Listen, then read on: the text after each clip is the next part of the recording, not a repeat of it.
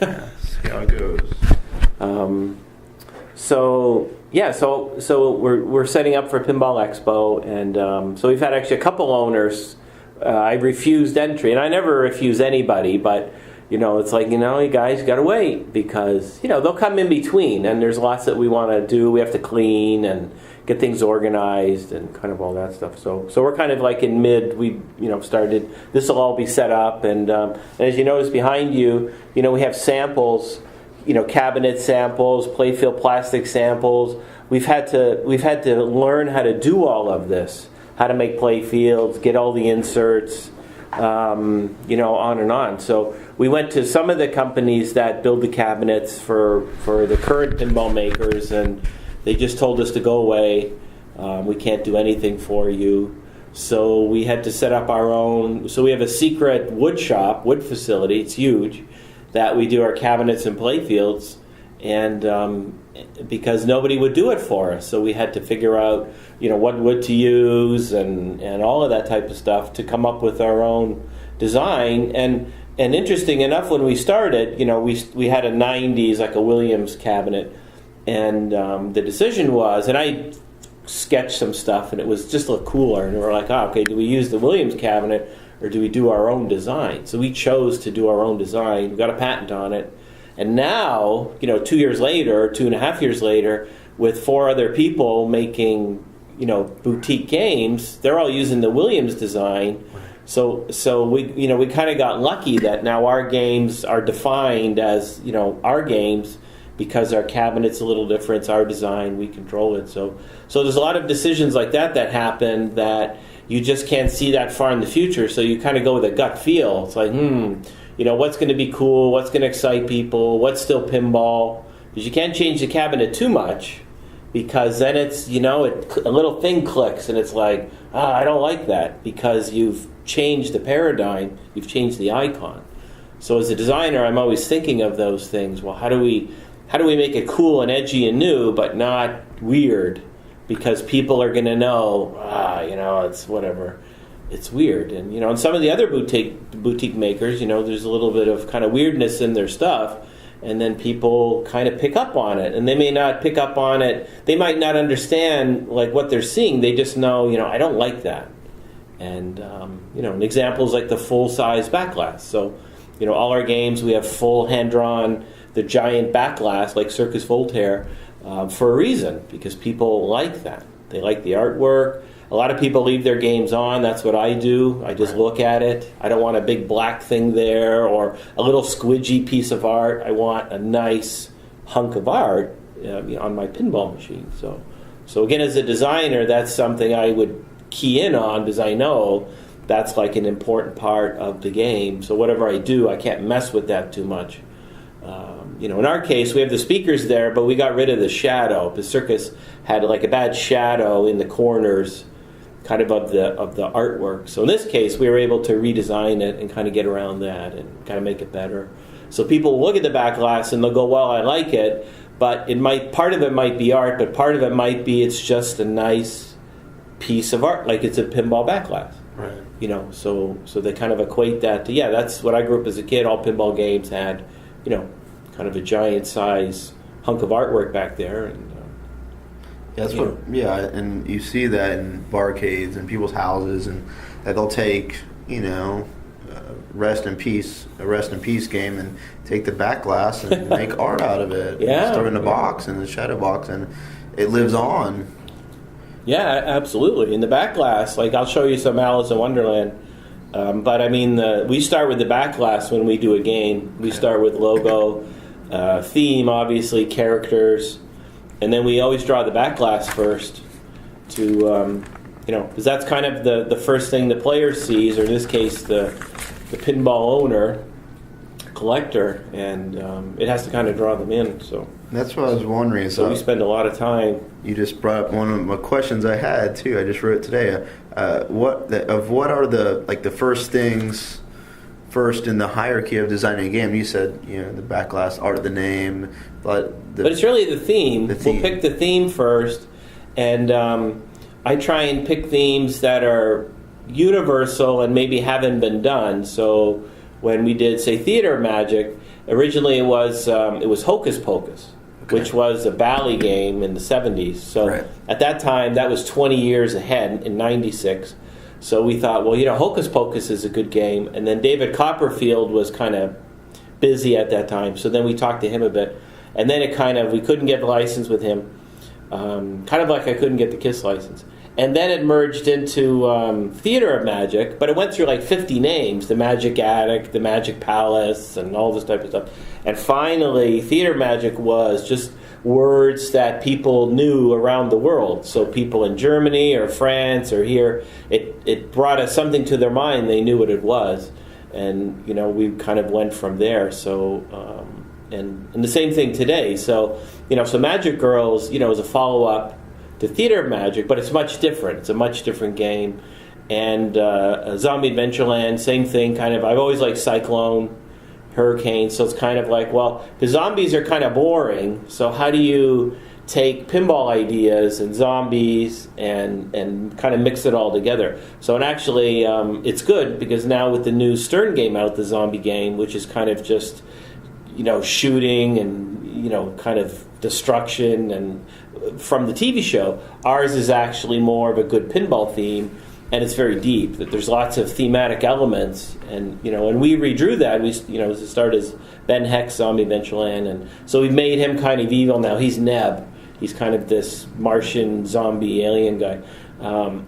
But we've added a lot more thematic elements, which is perfect, and that's what I would have done at WMS, the same thing. And then Alice in Wonderland was just like, well, I wanted to kind of stake it, meaning like, well, this is going to be our game because picking themes now is important for, kind of future business. So because people are like, well, why did you do that? Why are you releasing it? Why are you talking about it? And it's like, well, I want to kind of stake the ground to say that if somebody else is going to do it, well, they're going to have to now go against what we're going to do. And then also I think it fits in with the type of pinball we want to make. Just people are like, well, is it going to be kind of, fruity like the Disney, cartoon? It's like, no, it's going to be, kind of more of a serious work. Kind of like, Addams Family, Circus, Theater Magic, a couple other games kind of all mixed in to this type of a game, which is perfect for pinball. And then, so actually a lot more people are they're kind of getting it. They're like, okay, yeah, I get it. And it shows also, in our case, just for business,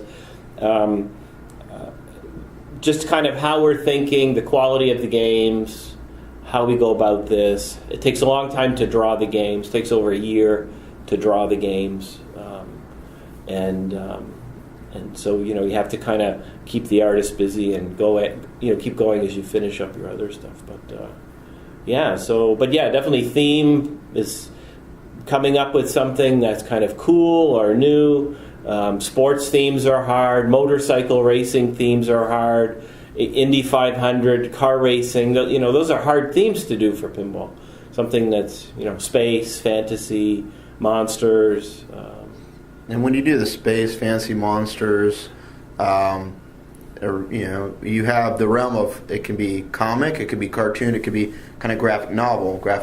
Right. And so what yours sounds more like graphic novel-esque than a cartoony. A lot of people want like humor. Yeah. So kind of it's graphic novel, but humor. It's hard because even like Medieval Madness, that's Monty Python. So it's kind of like, well, so in that case they had a template to use to help, and obviously it's a very successful game. Attack from Mars is humorous but kind of different. My games don't seem to be very humorous. I don't know. And I think style too. So once you come up with theme, and then I like to sketch characters. I like to start to try and find the soul of the game, the zen of the game early, because if you can't find it in the sketches early, you have to drop the theme and move on. So when we started on doing some Alice sketches, it took us a while, and I think we found the soul of the game now. So then we can continue on, because it takes so much time to do this. You just can't announce you just can't start on something and say, okay, well that's it, that's what we're going to do. Even if it's like, wow, it's just not a very strong theme. We can't find anything interesting. kind of signs will come, so then you have to kind of drop it. And same with Magic Girl. Magic Girl started more as an Egyptian theme, so it was kind of like Pharaoh and kind of theater magic, and then it just wasn't working. And even my wife, she's like, it's just not working. You need to do something else. So we redrew. We threw out all the Egyptian stuff and kept going, and eventually found a look and colors. Colors were last. We're just doing final color tweaking. Colors are so important in pinball, that they come later. So. And so when you have a vision of what type of game you want to do and where it's going, the kind of feel and the soul of it. I've watched some of your presentations and your interviews, and you speak about how you're a perfectionist of sorts. Yeah. How do you utilize that mentality of like perfectionism as the goal? How does it help, as a mindset to formulate and create the game? Like, how is that? I think it comes down to details. So, it's just, and I'll show you some artwork, but everything is detail oriented, and it's not acceptable just to throw down something on the play field, at least in my mind. Can we not do more? So we, I'll just show you here on the Magic Girl play field. This is a good example, or two examples. So this is an arrow spray coming from the right flipper. So this is very Steve Ritchie-ish. Okay, yeah. So I grew up playing Steve's games, and I tell people, and it's great. He drew this, I think, on Superman and on some of his other games. But it's just, and the idea is it sprays back down to the flipper, like the vector line goes. But in this case, we add in, obviously, the lettering, but we also add in this graphic energy thing, which is very much Dave Christensen. Yes. So we went back to look at Dave Christensen. So these artists, we teach them to go back and we look at classic pinball stuff and bring it forward. But then all this is it's just three lights, but it's this beautiful piece of artwork, and it all kind of works together, with this in this powerful case, contrast, and it kind of visualizes what most people wouldn't do that. They would just throw down a background layer. Yeah. They would put some type over the arrows, and that would be it. You'd be done. Even in these are the exit lanes, the Jin lanes or the Genie lanes. But look at all the artwork. That's only, and this is an exit lane. This is right. And we have two Jins. They're different. They look a little different, but the point is, we can do that. There's room for it. Right. And people notice that. They'll be looking at it going like, what the heck is that? And then in this case, this is a familiar lamp from a previous game. So we'll kind of go back and do that. And then take this concept of being detailed and being kind of thoughtful in a pinball way, and going all around the whole game, and the game is a series of vignettes. So each section of the game does something different, and this was the hardest part because these are all new artists we're working with. They're all young, and so you're kind of teaching them the old, not teaching the old, my style, inspiring. You're inspiring. It's cohesion. It's their work, their style. They're talented, but they've never done this. This is pulling teeth to get this. Well, most people haven't. Most people have never thought to draw pinball art, or have never even, artists do the one style they do, or one media. Well, they're used to an illustration, which is it's just one comics? piece. Yeah, it's one panel, and this isn't. This is a story, and it has movement. Whereas comics tell a story over hundreds of panels. This is one's a tale on one. So it's piece. difficult. It took a while, and now now we have a method or a language that works, and kind of off we go. And then in my case, just keeping with this idea of having a lot more thought behind the artwork, is we'll build up in layers now as you go up into the game, into the Z space with ramps or magnets or things, mechanisms on the playfield. I try and tie it all in together, so it now becomes more complex because you're complex in the planar way, and many designers will just put down stuff on the playfield and put some ramps on it, and they're done.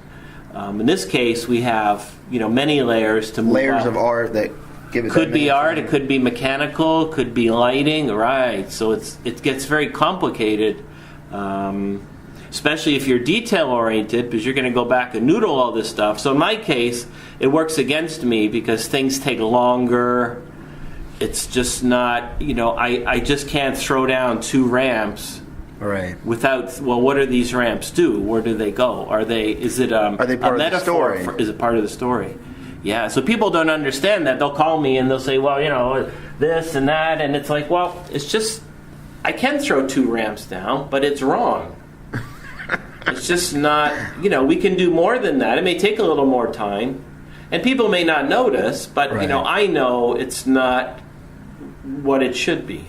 So, and also these games kind of live on. So I think there's a timeliness. We have to complete them in a timely way, but also they live on. So that for 5 years from now, this game has to look as exciting as it does today. Just 5? Well, just say 5. Yeah, 5's a good. Isn't that cool? The glow. See how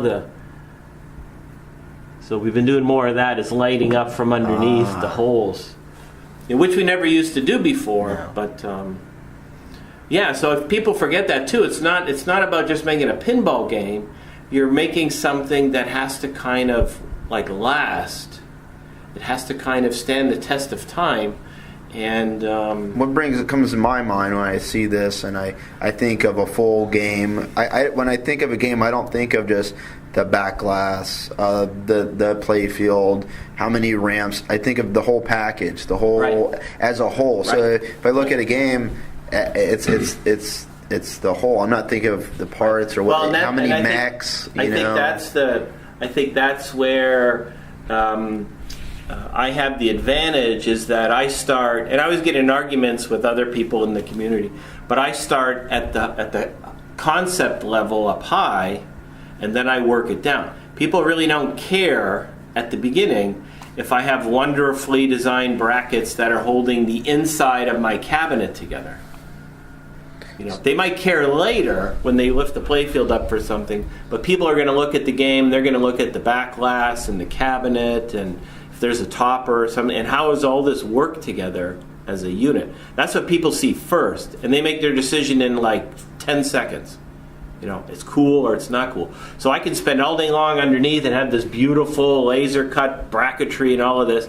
People don't really care right. if that whole higher concept doesn't kind of jive with them. If they don't see it. To me, the other way to do it would be the rewind, going backward, not backwards, kind of backwards.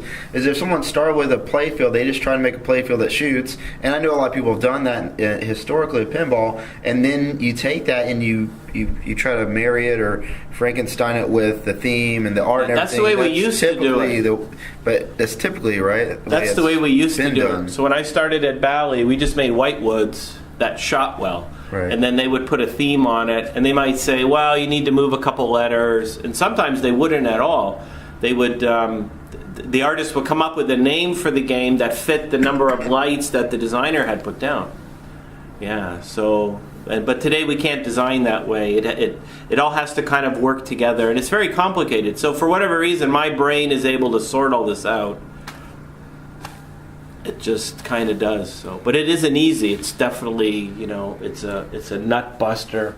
So at the same time you're doing the art, you're visualizing what could go where and how that connects. Everything at the same time. So how the art connects to the art. So at Magic Girl, I saw this game finished in my mind before I started. So once the name was chosen, because, even people would call and they're like, Magic Girl, that's a silly name. I go, trust me, it's Magic Girl. But I could see the game in my mind. I could see the colors. I could see it. So then I had to now get the team going, get it built, and get it out, which it took a long time. But so that's kind of like my I don't know what's the word, like your nemesis, the thing you battle, your demon that you have to battle is, and Python would talk about this. I see pinball circuits in my mind, but then they built it, and I mean, they built what they built, but it's not what he saw in his mind. It's different. So it's the same thing. So I see this, so it helps me because I can see the concept for the game early. And then I'll know, okay, that's cool. So in Alice in Wonderland, I see it in my mind. I can see the colors. I can see the game. I can see it. So now we have to, kind of work it out in that case. So kind of thought creates, because you can't create without the thought. You have to visualize it instead of just trying to just scribble. It's like Star Wars. Qui-Gon had the watch, and they could do the holograph. It's kind of like that It's just crazy. Yeah. So, but yeah, shut that off, and then I'll give you a tour. Here we go. So, John, what are the primary creative differences in the process from when you worked at Williams? What's different, if anything? I think the first thing is we don't have big teams for support, so. You have to do a lot yourself. You have to manage art director, creative director, engineering manager, because you just can't afford to have 10 people on staff making Chicago money. Chicago's an expensive town. So it's been good and bad. The bad of it is obviously it takes longer. Some things you have to learn. The good thing is that you develop a good set of other vendors or partners you work with. You understand the process much better. If you have an issue, you'll know what that issue is because you might have specified the type of wood for the cabinet or set, say, bend allowances on a bracket. When you bend steel, it shrinks or it expands depending on how you're bending it. So you have to kind of factor that in. If someone else is doing it, they would factor that in. But if you do it, all of a sudden the bracket comes back and it doesn't fit.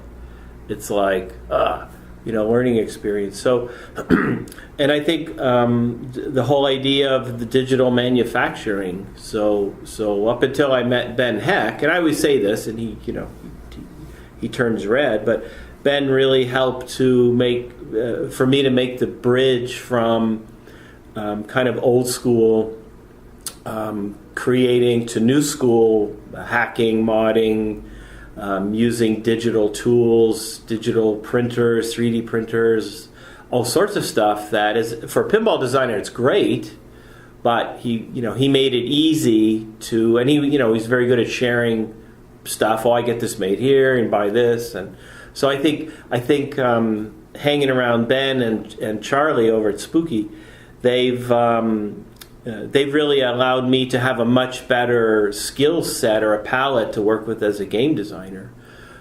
So it's made it more complicated because things take longer, but I can do more and get that back into the games in a custom way. Well, we laser cut this piece, or this bracket is done that way, or on the play field we have a lighting truss that does this stuff we would never do before. Because you would have to do tooling and all sorts of stuff, where now I can design something, send it out, it'll come back, and it'll be this kind of intricate pinball part that I could never make before. So I think the process has changed in dozens and dozens of ways, good and bad. But ultimately, it's still pinball building is a lot of time, a lot of effort, a lot of noodling. Updates, changes. If you want to get above just kind of average or mediocre, if you want to kind of rise above, you have to redraw artwork, you have to tweak colors, you have to get people looking at stuff, you have to spend time on it, details, and kind of go from there. So it hasn't gotten easier. You would think with all your experience, and I haven't made a whole lot of games. I've made 5 games, before I started here. But you would think it would be easier, but actually it's been much harder. It's been the opposite. Because you have more carte blanche on creativity, time frame, just yeah. And it's creative. I mean, it's custom. It's not. Well, we're designing for a specific market and people, market or customer. Where before the market was broader, it just we just needed to earn. But I mean, I've had a gentleman here, one of my customers, Joe, and he was looking at Magic Girl artwork, and he was laying on the floor. We had laid out a play field for him, and he was going through all the line work. Because he was so fascinated with how it's all just very beautifully drawn, and he was just like, and we were watching him on the floor, and it's like, what are you doing? And he's like, well, I'm just, and then he'd find stuff. Well, what's that? He'd find an initial, somebody's initial, or he'd find something hidden in the artwork. So the customers are looking for it. And they kind of appreciate and understand the effort it takes to kind of get it to that level. So where if you just kind of did it, then they would kind of, it just looks like you did it. You just hammered it out, you're done, it's off the list. But I know it could be better, and so then that kind of haunts you. You're basically selling your customer like an inferior, not your best work. So they've asked me to do my best work in this case. So I'm knowingly selling them not my best work if I don't change something or update it. If I know it's just that thing is sticking out, it needs to be changed. Within a reasonable kind of limit. But so then I don't sleep now because I know I'm kind of it's just not the best. And so the pros and cons of doing a boutique game versus a mass production game are basically you're making what you want to make. Yeah, well, it takes longer, so that's hard. The old days, you had a time limit. You had to be in production in this day, or it's like big trouble. Obviously, it takes more just like mind energy to do this. You have to get up every day. You have to be excited about it. Doesn't matter what's going on. You have to be kind of ready to go. And there's nobody to kind of pick up. So I can't just hand a drawing off to the cable department. And Williams, we had like 4 or 6 guys in the cable department, and they would just go, and they would come back later in the week. Oh, we got it all done. They're all drawn. Here's a sample. And, we'll have whatever, the next 20 they'll be in 2 weeks. So all that was off your plate. You would just, then we go for lunch.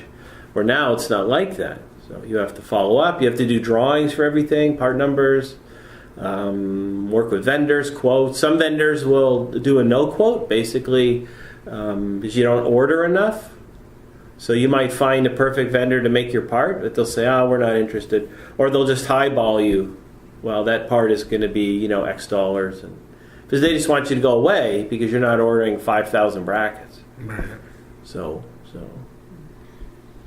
And I was wondering, what are the most time-consuming parts of the process doing the first game or first games as an independent manufacturer? Like what? Oh, well, I think in this case, when I started, I didn't really give thought to everything that would need to be done because you're excited and we're going to do a game, and then all of a sudden it's like, oh, there's no cabinet. Oh, there's no, power supply. Oh, how's the play field? Oh, where are these brackets going to come from? Oh, we can't buy that part. Oh, and now you have to, design a game and then figure out how to get it engineered, build the platform, cabinet. How's the artwork going to be done? How are you going to print it? And it just kind of compounds on top of just wanting to do a game. You have all these other items, these kind of foundation items or building blocks that have to be figured out somehow. And so I thought in some cases, some current vendors in the pinball world would kind of help out, but it turned out like not at all. They just said, thank you, but no thanks. So we had to go and figure this out. So pinball playfield, for example, it took us 8 months from start to finish to get it all engineered, where the people that do make pinball playfields would have had me one back in 2 weeks. So your drawing board, from being a designer to the owner of a pinball company, the drawing board gets bigger. You have more things to work on. You basically have it's definitely challenging. Many hats. But ultimately, in this case, people, you are judged for what is the game going to look like, or how is it going to play, or how does the cabinet feel solid, or what type of trim are you using for this, or what type of steel are you using for that part. So it comes down to, again, that high concept of what you're building, what does it look like, what are the colors, and everything else is not important at the beginning, and people won't go any farther if they don't kind of like all those kind of elements. So it's so you have to not forget about them. You can't just be the engineer working on brackets, because people aren't going to see brackets till later on. They're going to see, what does the playfield art look like? How many inserts do you have? Or, what new features are on the playfield? How many ramps? How many magnets? Those are questions I get all the time. And how does it feel when you play it? I mean, you can't answer that. You can't answer it until you play it. But well, my games have a certain style. I like up-down games, so I call it the shot to the top. I think I learned that from like Python or Barry Ausler or Mark Ritchie. I like flow from playing Steve Ritchie's games, and then I think also Pat Lawler's games. There's just I'm not sure what it is. It's kind of like a mechanicalness to the game. The ball drops on a metal thing under the playfield and goes clank, or it goes somewhere else, and there's just this kind of imaginative way in Pat's case that he lays it out. So my style is kind of a mix of what I do, but then also kind of a 70s mix, some flow, some Python, some Pat Lawler, and I have my own style. And it has all those elements in the design. So it's not just a game with just ramp shots. I'll spend time moving rubbers, watching side action, holding the ball, giving the person a rest. So it's complicated, but it's subtle, because you can change a few things, and all of a sudden the game doesn't play as well. And I like to have just visual or kind of obvious things that because nobody reads the rule card. We do these rule cards. But if you have something on the play field that someone can shoot at or make do something, create some transformation, then that's like universal. So they know, well, if I hit this thing 3 times, well, that little thing pops up. And then when it pops up, if I hit it, it does this. And then when I lose my ball, those things reset again. But you've now taught them, well, if you do this, this happens, and then if you do that, this happens. And then now they can go explore something else. And that comes from Nintendo. That's kind of Nintendo and Sega. If you play Sonic the Hedgehog or the original ones, Miyamoto would teach just a basic way in his games that, well, if you do this, this happens. If you do this, this happens. And then as a player, you build up these different things as you move through a level. And, and those little elements together weren't very complicated, but when you put them all together, they become more powerful. So those games are very addictive, and they're very easy to play. And then you take it as far as you want. And, my games have always been in the middle. So they're not like too simple, but not too complicated, because I had to design games for women to play, for people to play, everybody around the world. And I'm not, I don't want to play a pinball game for an hour I'll just play, for enough time, and then I'm done and do something else. So I think my style's always been like that, and some people like it and some people don't like it. But interesting enough, I get a lot of calls. People are looking for Theater Magics, they're looking for Circus Voltaires, they're looking for Tales of the Arabian Nights, and all of those games have a rule set that's just kind of in the middle, but the people at home like them, the wives like them, the kids like them. They're visually interesting, and they know it's not a game I'm going to play an hour on. I'm going to play some games, leave it turned on. It looks very nice. I'm going to go, play something else. So it's designed to be played kind of a certain way, and that's like my style. So people say, well, if it needs to have better rules than Totan, Tales of Arabian Nights. Well, Totan, that was the best game we could build at the time.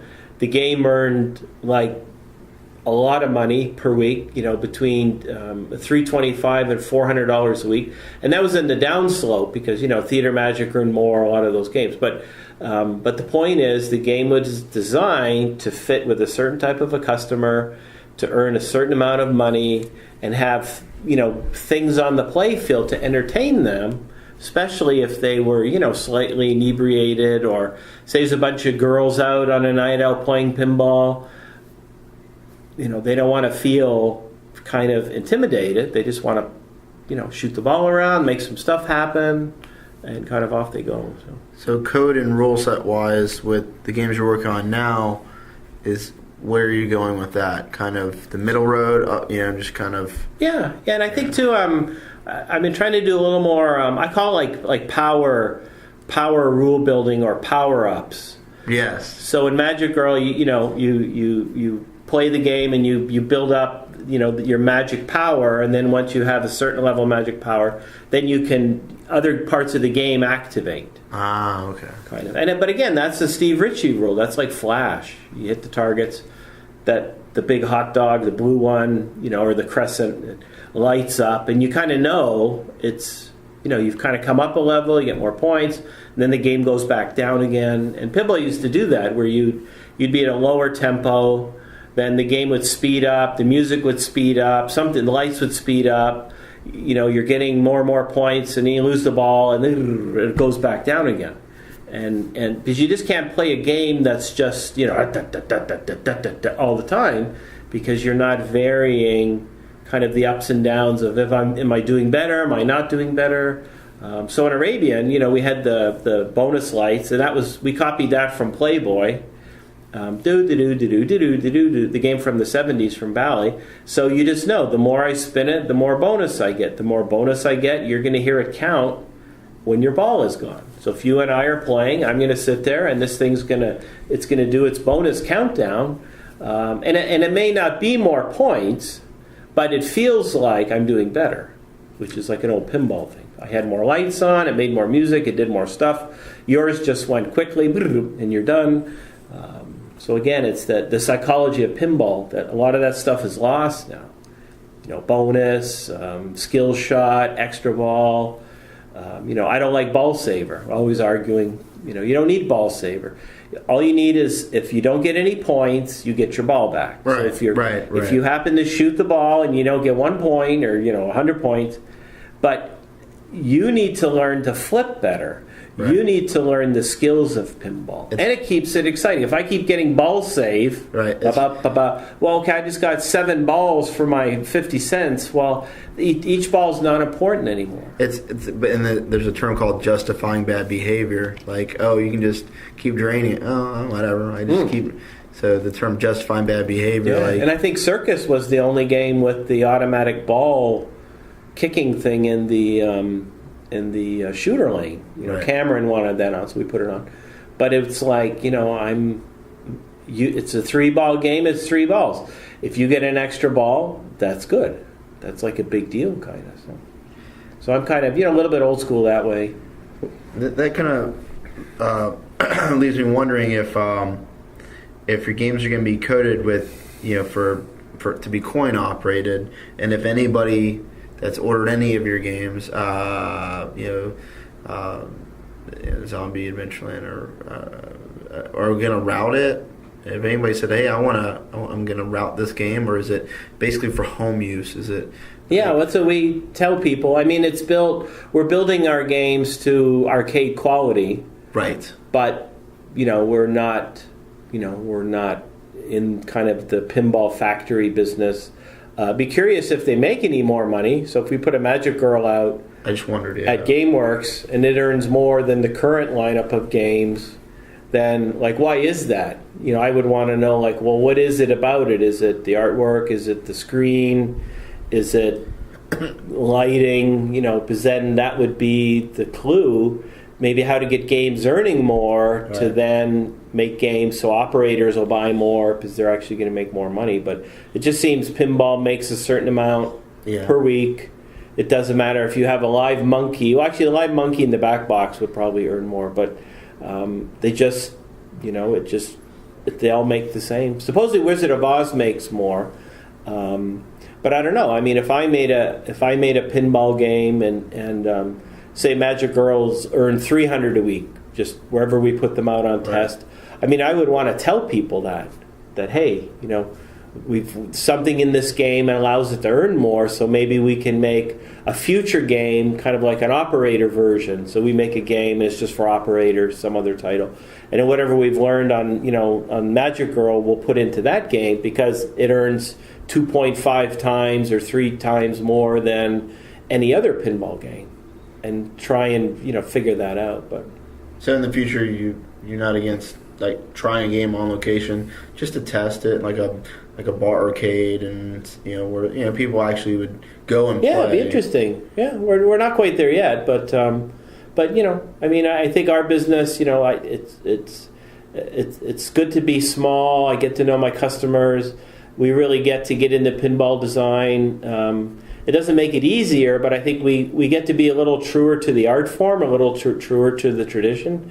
So I think that's, and George Gomez and I would always, we called King for the Day, that right now we're the custodians of pinball.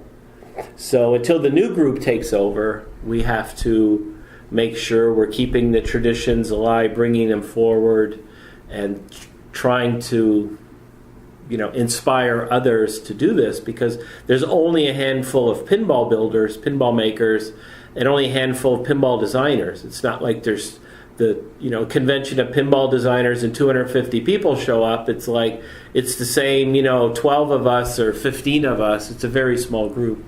So we have a responsibility to do these things. So, and I think we do in our games. We spend more time. We look back at older games. We bring traditions forward. Things that are dead, we bring them forward, and kind of keep it going. So, like the rollover button. First thing I did on World Cup is I went back. We re-engineered the rollover button. Well, I mean, the new Stern game has a rollover button. The Wizard of Oz has rollover buttons. I mean, it's kind of, we went back to a part that was dead for 15 years. It wasn't on a game. All of a sudden, oh, that's cool, and it was, it took a while to get it done, but so I think it's good to go back and kind of do things like that. And then giving back, there's the pinball school that you're working on. Yeah. I think part of what I would like to do is teach and just share the knowledge, what I've learned. And it's not, and obviously I don't know everything, but I have my view on it, my take on how I do games. So that's valid, it's relevant, and I think it's good to pass it along, especially in the game creating, because the games are very complex. Well, how do you start a game? How do you begin? What do you pick? What do you do first? How does all this come together? I could see it here, but how do you start from a blank sheet over here and get all that way? And the old days was we would just do a play field. If it shot well, they would put some artwork on it, and you were kind of done. Where now it's very intertwined. It's very complicated. How do you do this in a relatively short time frame? Because if not, it's just going to be again average or mediocre. So in my case, as a boutique maker or custom maker, there's 5 other people that are making a similar product. So therefore, I have to differentiate what I do and just try and make the games as good as I can make them from my building experience. And this is kind of what we build. So when a customer is making a choice in the future, he might say, "Well, I'm going to buy one game, and I'm going to pick this game because of these reasons." It might be theme, or it might be I like the artwork, or I like the extra details in the game, or I like the whatever it might be.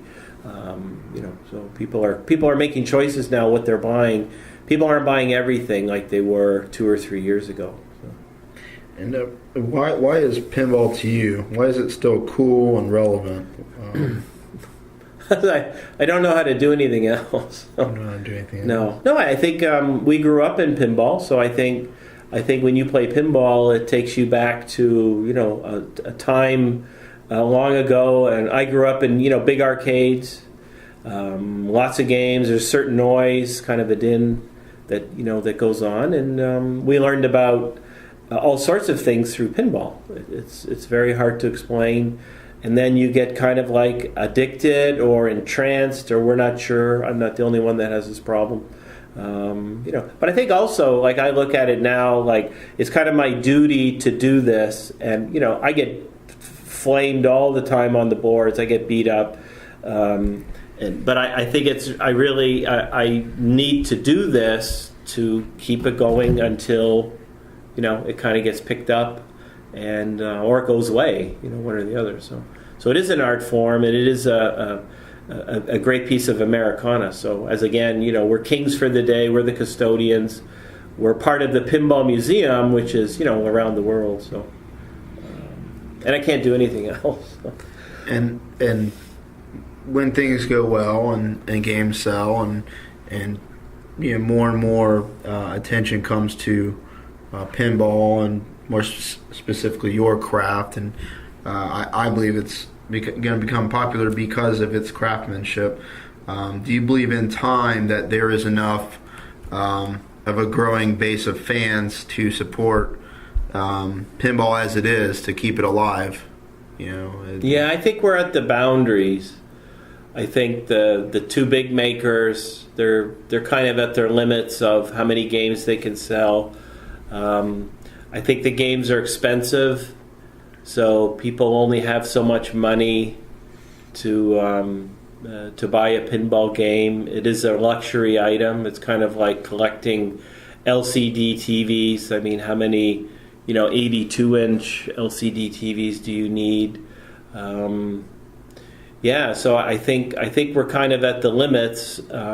So it's good. So in my case, I can fit in because I don't need to, and I don't want to run large runs of games. I might make more money, and it might be better financially, but there really isn't a place for someone to do that. And I think also, there's just, the pinball is not, it's kind of a retro thing now. It's kind of a subculture thing. It's not in the popular culture.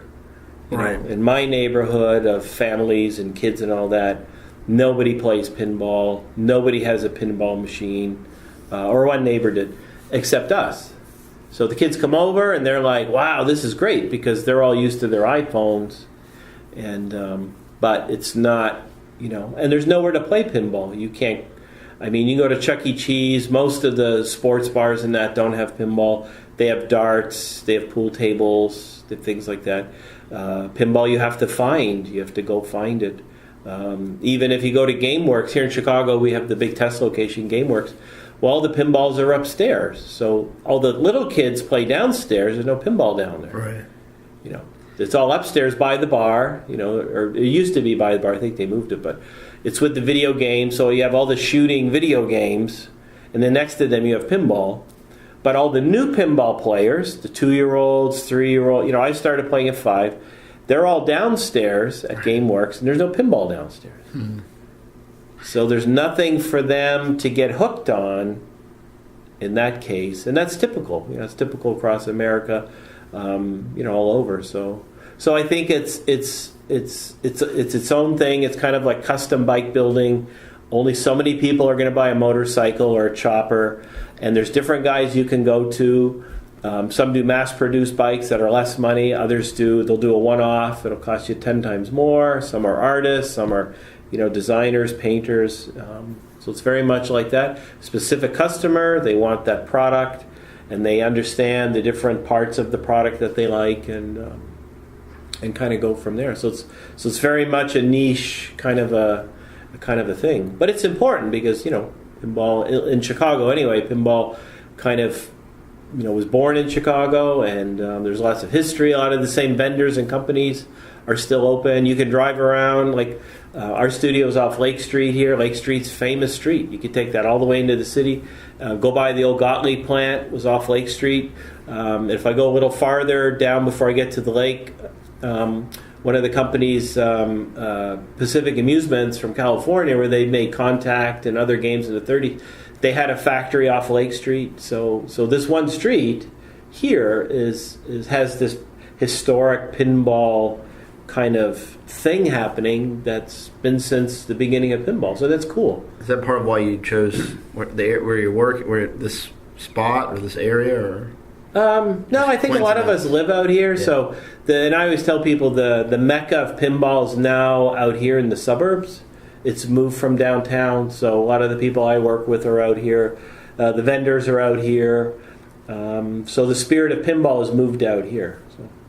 I'm a collector operator. I have 13 pinball machines out, from skateboard record shops, tattoo places, movie theaters, and in about a month, a friend's building an arcade next to his video game shop, and it dawned on me a few days ago. I was at one of the bar locations, and I'm 33. I could tell they're mid 20s, and I can tell it dawned on me that it's more so the millennials, like people from 21 to 32, 31 that are playing my game. So it seems like that's the range. It's always in my lifetime I've seen that's most people that play out in bars or restaurants. Right. Well, I've noticed too, a lot of the millennials, if they had a parent that was in the business, so a lot of them had a dad who was a collector, maybe a dad that worked at one of the companies, some family connection to pinball. Then they grew up as a kid. They might have had a pinball game at home or had some other thing going on. So I find a lot of them, there's a kind of a connection between them and their family and pinball. But yeah, it's hard. It's 1:35, so rock and roll. We'll wrap it up. Thank you You're very not much. going to make it. Oh no, we can continue it. It's. Oh yeah, that was my intention. If it went over, but yeah, I'll just wrap it up. And is there anything you'd like to tell buyers of games, prospective buyers of games about the work you're doing and well, I mean, we're I'm doing this, and how mushy this sounds, we're doing it to make pinball better, the community better, and so it's definitely not for personal gain. I've been very lucky to work on games, work with very talented teams. If you go to the Internet Pinball Database, they have a top 10 of solid-state games. 3 of my games are on that list. They've been on it the last 4 years. People like those games. So I've had success. So I don't need to go and stand on the podium again and tell everybody how great I am. We're really trying to focus on what we're building first. And so I don't mind whatever comes my way as far as good comments or bad comments from people.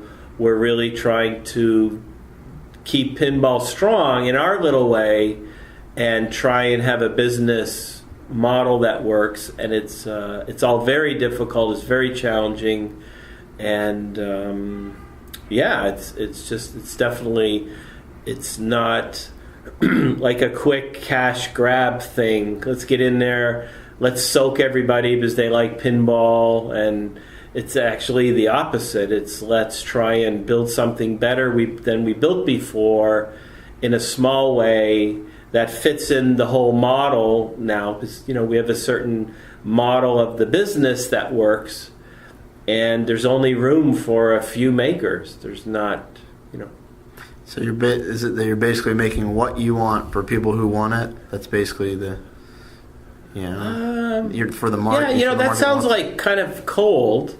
I wouldn't say it's what I want. It's well, creative wise, you're creating the game that you want to make, that you believe is fun and I'm trying to create the game that I think people want me to create. Okay. So it's a little bit more. So you're creating for them. Yeah, absolutely. So that's what the end in mind is, that you're making what people want. That's the what I think they want. You think they want. Yeah. Okay. And then you get their feedback, so you can kind of solidify that you are making it what they want. Or I'm on the right direction. Right direction. Yeah. So it's very it's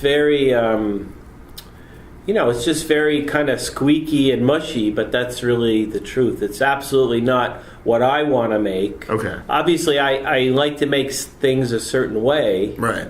But people like that. I'm really trying to get the arrow on the target to what do people really want that's different in pinball that they would want to buy that they can't get today.